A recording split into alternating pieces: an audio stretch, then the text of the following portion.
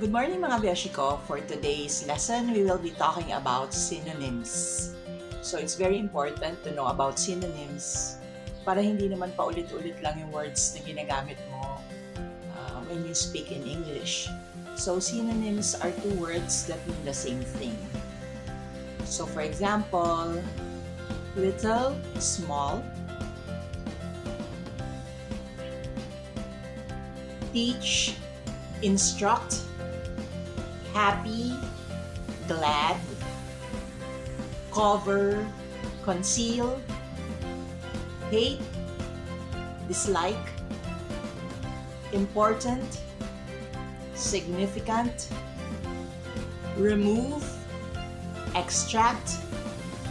Grow, increase. Smile, grin.